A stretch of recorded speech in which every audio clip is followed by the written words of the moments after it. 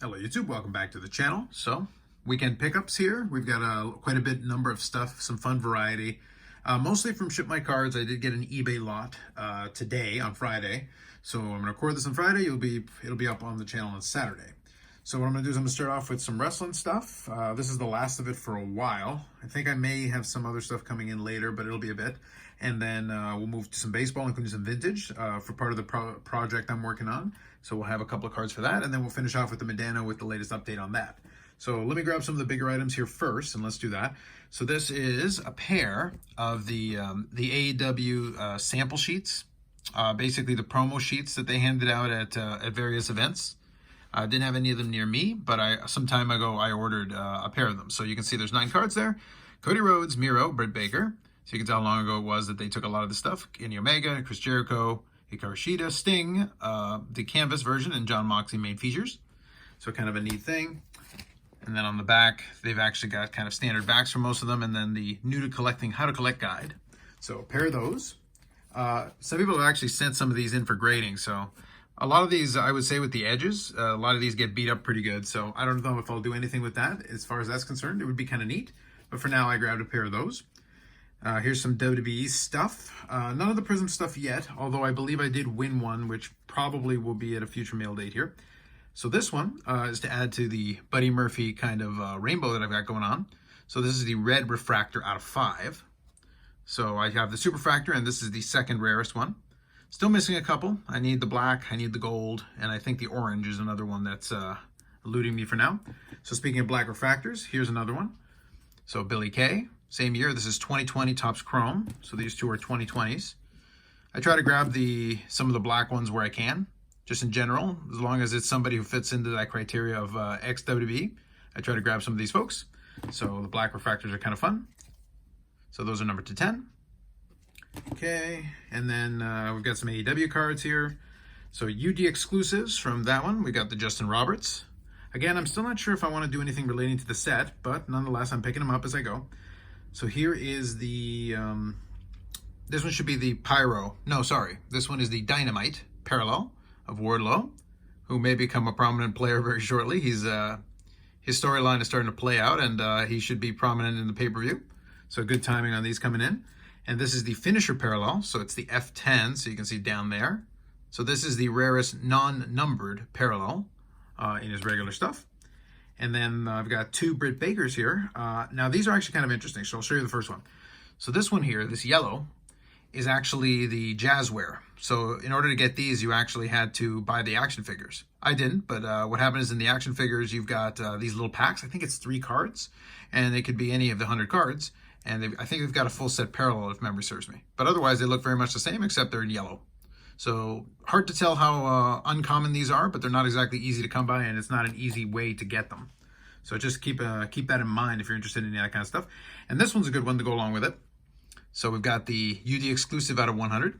So also the Britt Baker for that. So like I said, I'm going to be taking a look at it. I do have quite a number of those UD exclusives now, so it is kind of an interesting thing. So we'll see. So now let's do a couple of modern baseball, and then we'll do a couple of vintage to finish off that section. So this one just falls under that that mid to late 90s section that I do enjoy, with some shiny cards, and then to go along with a Griffey to boot. So 1996 Fleer Zone. So you can check out with that foil. It really pops off. So this one's going to go into one touch because it's just going to look really good. These are fun. Now, the only thing with these is they do chip like crazy. So super amazing shine, though. You can see, like, hopefully you can get a bit of a sense of that. Amazing shine. But you can see, hopefully, maybe you can see there a little bit on the edges. So those things do chip like crazy. So if you want them in super high condition, you're going to have to really look hard for them. But again, hard to beat the shine. It's pretty solid. So there we go. Zone.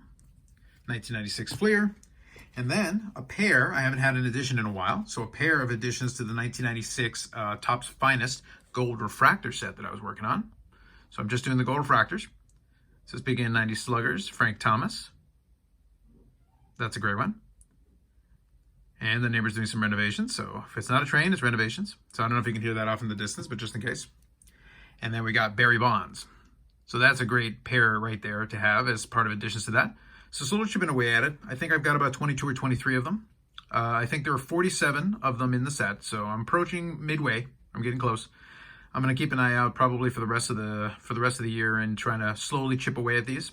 Not planning on finishing it this year necessarily unless I come across an amazing lot, but I am trying to pick off some of the big guys. So Thomas and Bonds is great additions, and you can get them with or without the peel. I'm not too picky on that. I kind of like it without the peel. You get a better sense of the shine, but if it has a peel on it, I'm inclined to leave it that way.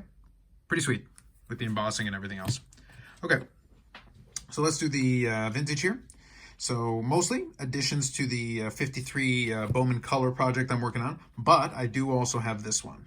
So I'll show it to you, and then I'm going to put it back in the holder, and then we'll address it from there. So 54 Bowman, so Gil Hodges. I wanted to show this one off first because this is the last card that I need from my 1954 Bowman set. So that one completes the set. Gil Hodges. You got a little staining there at the bottom. And also this card here, if you notice, it's pretty clean, but it is trimmed. So if you look across the top edge, you can see that it is cut. And I bought it that way, and it was labeled and clearly defined as such. And you can really tell, it's pretty obvious. But it is otherwise a nice, clean looking card, and it's a nice addition to the set. I don't mind, so from my perspective, it's fine. But another thing that's going to come up as a result of this is now that I've got everything together, I'll get everything in the binder set up, and then probably I'll do a showcase for the 54 Bowman set now that it is officially complete. There is another little bonus that I want to have down the road, but that'll probably be at another time. And when I do, I'll showcase that card off as well. But that is nice to do. Another 50 set completed. Always good always a good day when you can have that. And now let's take a look at these 53 Bowman colors. So first one, we got Richie Ashburn. So they're all going to be fairly beat up, different kinds of damage and stuff.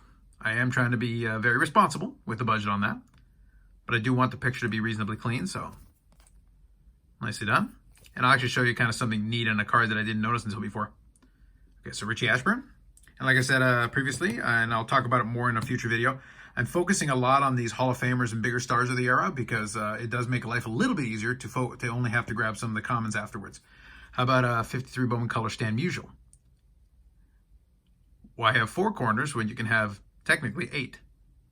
But because of those corner damage and a little crease across the top, it made this substantially affordable.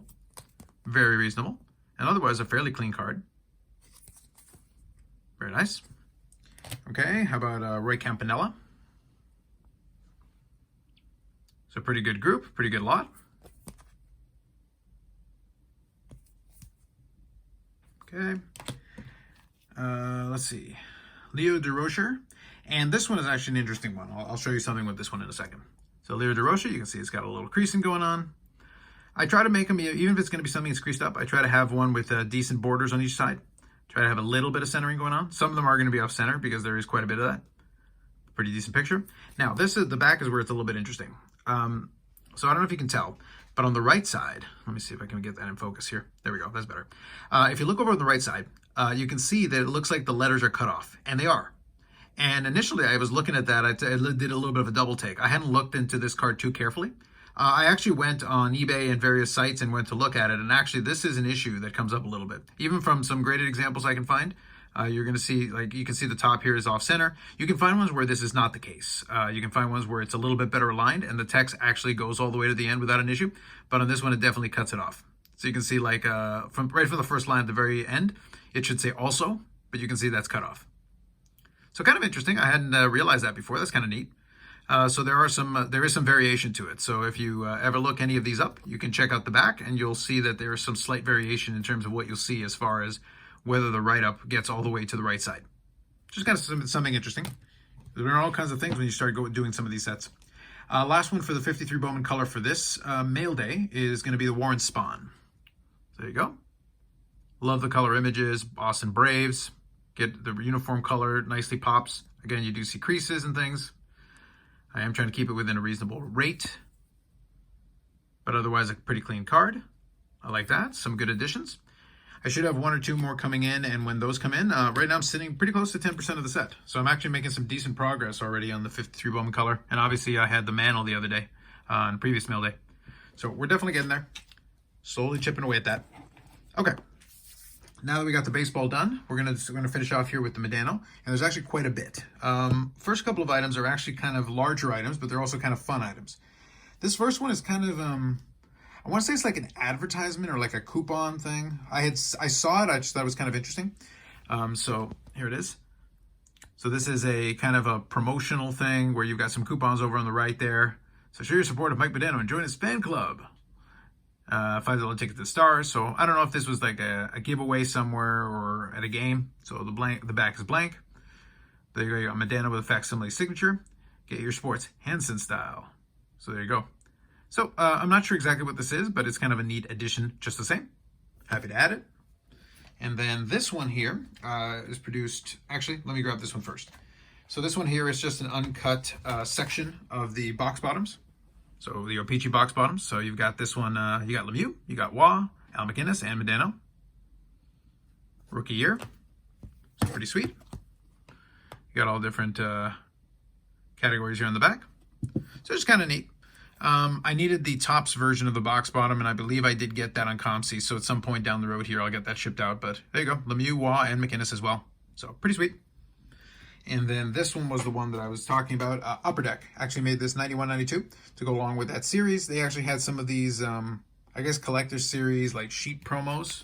So I'll show you. So you can see it's a full-size sheet. You got Modano over there on the right when they're still the North Stars.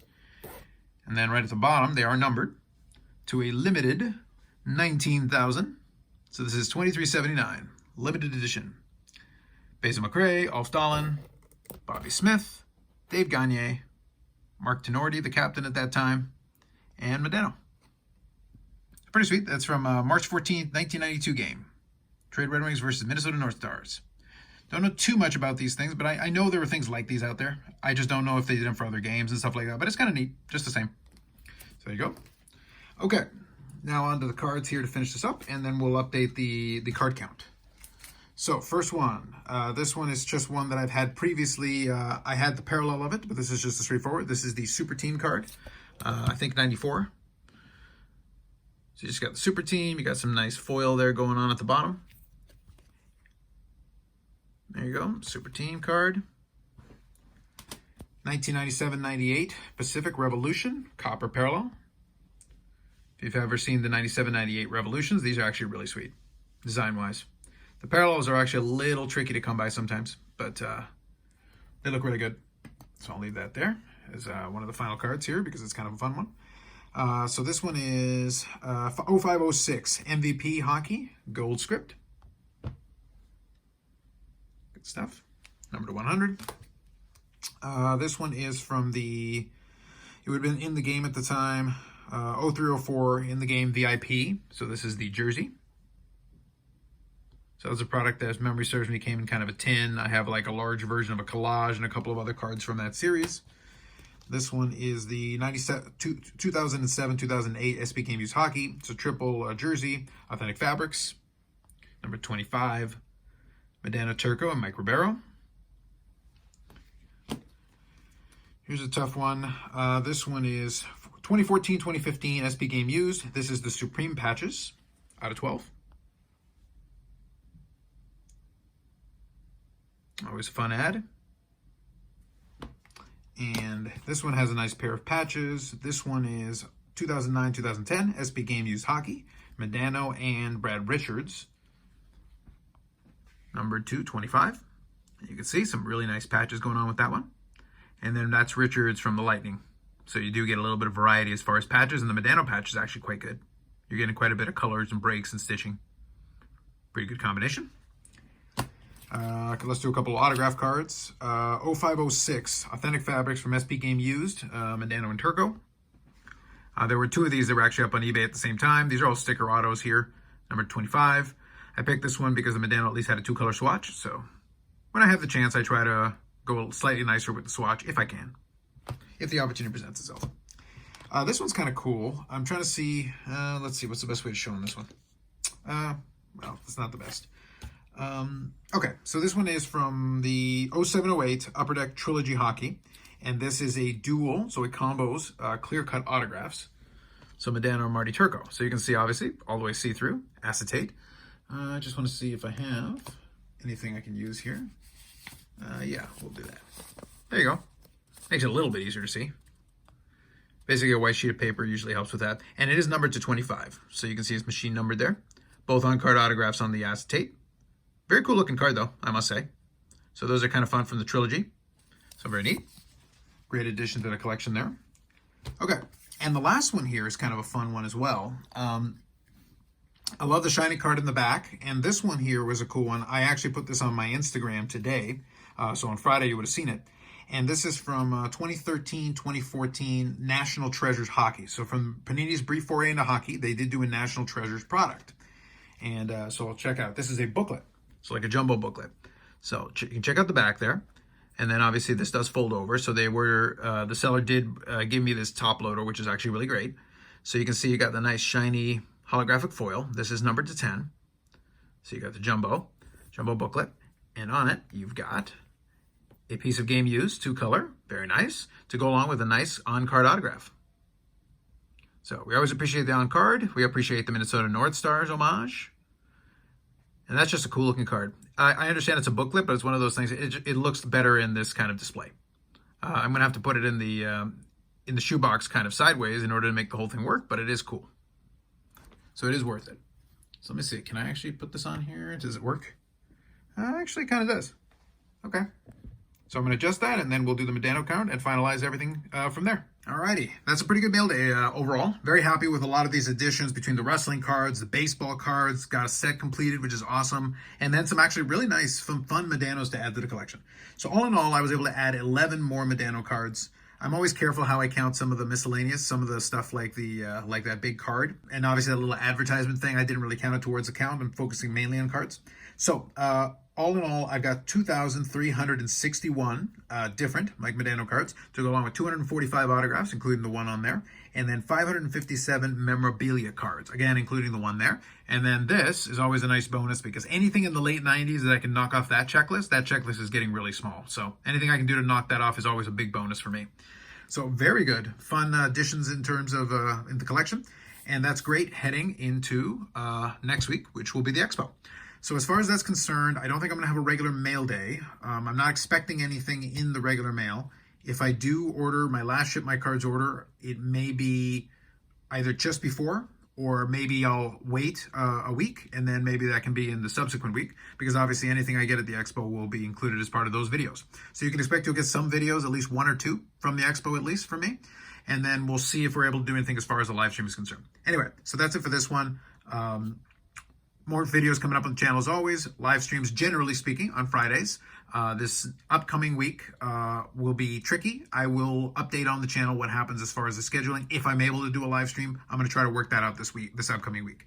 Otherwise, it'll be Fridays, and it'll be usually 8 p.m. or 9 p.m., depending on how the schedule is working. The 8 p.m. has been working pretty good for us, but we'll see how long that goes in the summer, and then we'll kind of take it a step at a time from there.